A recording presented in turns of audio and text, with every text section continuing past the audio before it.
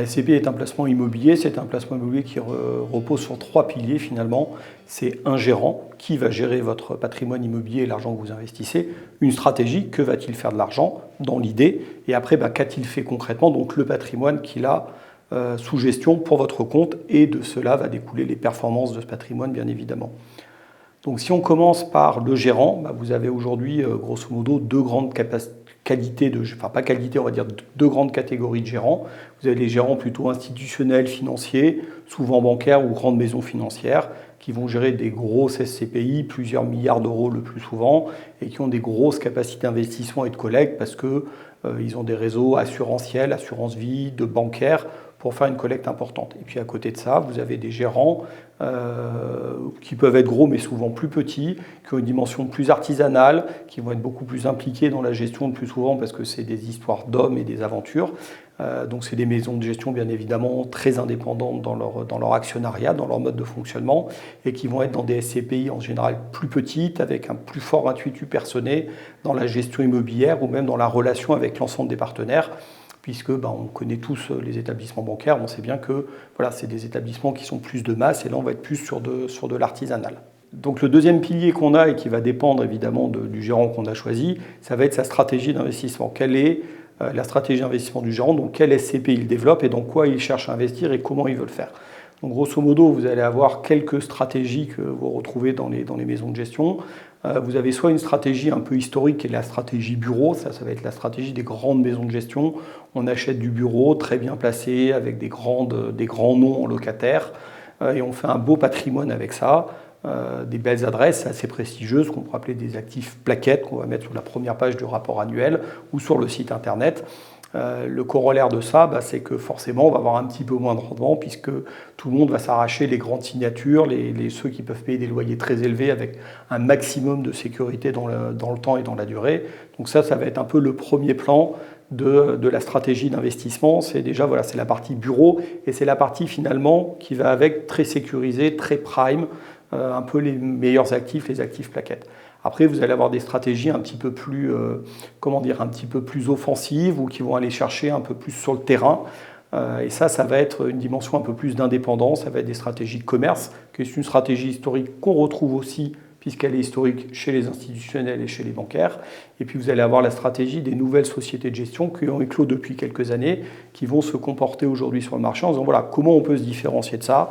On va se différencier en une stratégie diversifiée d'investissement, c'est-à-dire qu'on va aller chercher pas que du bureau dans un fonds ou du commerce ou un peu des deux, mais on va déjà mélanger beaucoup plus cela, puis on va rajouter à ces stratégies finalement de l'activité, les autres piliers de l'immobilier d'entreprise, du local d'activité, peut-être de l'entrepôt. Ça va donner une deuxième stratégie d'investissement, une deuxième typologie de gérants. Et puis après, vous avez toute la stratégie de diversification qu'on va trouver chez les gérants, qui vont aussi, parce qu'ils sont à la base asset managers et gérants de fonds, gérants immobiliers spécialisés dans une classe d'actifs, ils vont développer finalement une stratégie d'investissement liée à cette classe d'actifs. Donc on a vu l'hôtellerie arriver, on a vu la santé arriver, on a vu la logistique arriver, toutes ces stratégies qui étaient peu présentes de façon dédiée en SCP, et ça c'est vraiment une des nouveautés depuis quelques années, c'est qu'on a vraiment des stratégies un peu monoproduits, monoclasse d'actifs, et ça va permettre de compléter une stratégie d'allocation d'actifs, ça va compléter votre patrimoine avec ce que vous aimez bien finalement en complément des stratégies qu'on a vues avant. Le troisième pilier, évidemment, c'est le patrimoine, puisqu'une fois qu'on a le gérant et qu'on a la stratégie, on peut voir ce qu'il a réellement acheté, puisqu'on rentre dans un fonds qui existe déjà, qui a collecté plusieurs dizaines, centaines de millions d'euros, voire milliards d'euros. Et donc on va éplucher les deux documents un peu de base des SCPI, qui sont le rapport annuel, où vous avez tout le patrimoine existant, et puis le bulletin trimestriel ou semestriel, où vous verrez les derniers investissements qui ont été faits. Et dans cette stratégie, vous allez regarder finalement quelle typologie d'actifs achète le gérant par rapport à ce qu'il vous a annoncé, qu'est-ce qu'il achète, est-ce que ces actifs vous plaisent, est-ce qu'ils vous paraissent intéressants, est-ce que c'est quelque chose dans lequel vous vous reconnaissez finalement, que vous avez envie d'investir. Vous allez regarder un peu les métriques, est-ce que tout le patrimoine est occupé ou pas occupé, donc quels sont les taux d'occupation physique, les taux d'occupation financiers, c'est des taux sur 100%, bien évidemment c'est en pourcentage, Si j'ai 95% de taux d'occupation physique, ça veut dire que 95% des mètres carrés sont occupés. Et si j'ai 95% de taux d'occupation financier, ça va vouloir dire que j'ai 95% des loyers que je devrais normalement percevoir, facturés, que je perçois. 95, 90, 95%, c'est des bons taux, parce que ça veut dire qu'on peut encore aller créer un petit peu de valeur. 100%, ça veut dire qu'on n'a plus rien à aller chercher, donc on a fait tout le travail, mais c'est peut-être un petit peu moins intéressant dans le schéma. Dans le patrimoine, vous allez regarder également finalement l'ancienneté du patrimoine. Est-ce que c'est un patrimoine qui a été acheté il y a longtemps ou est-ce que c'est un patrimoine qui a été acheté récemment?